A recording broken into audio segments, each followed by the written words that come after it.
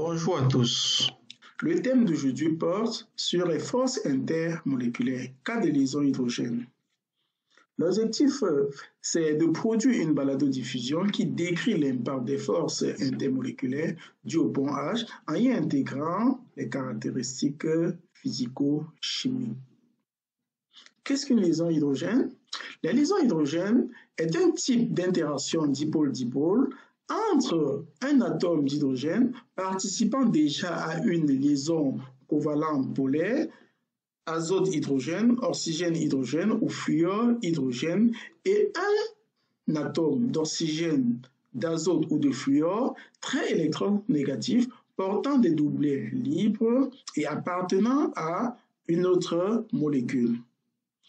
Les liaisons hydrogènes sont caractérisées par une énergie libérée autour de 40 kJ par mol, qui représente 10% d'énergie libérée lors de la rupture d'une liaison covalente. Exemple de liaison hydrogène, cas de la molécule d'eau.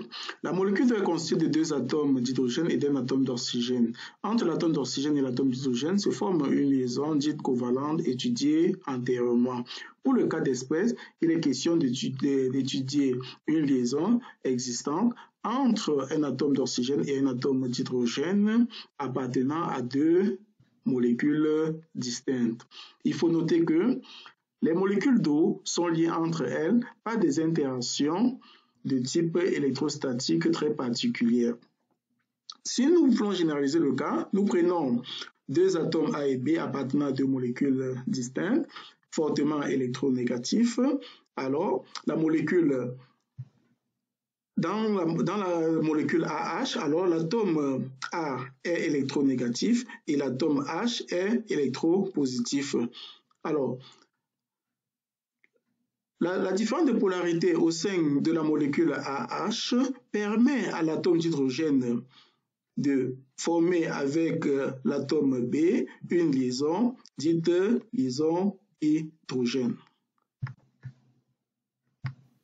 La liaison hydrogène constitue une force importante dans le maintien de la structure et dans les propriétés de nombreux composés. L'importance des liaisons hydrogènes se voit dans les points d'ébullition des hydrures du groupe 5A, 6A et 7A. Il est à noter que l'augmentation du point d'ébullition est proportionnelle à la masse des différentes molécules. Or, pour les éléments du groupe 4A, plus la masse augmente, plus le point d'ébullition augmente également. Dans les groupes 5A, 6A et 7A, la même règle est respectée pour tous les autres, sauf l'hydrure d'azote, l'hydrure d'oxygène et l'hydrure de fluor qui font exception à la règle. Ces trois molécules ont une certaine particularité. C'est de pouvoir former entre elles des liaisons hydrogènes. Et c'est l'existence de ces liaisons hydrogènes qui fait que pour les faire passer de l'état liquide à l'état gazeux, il nécessite beaucoup plus d'énergie.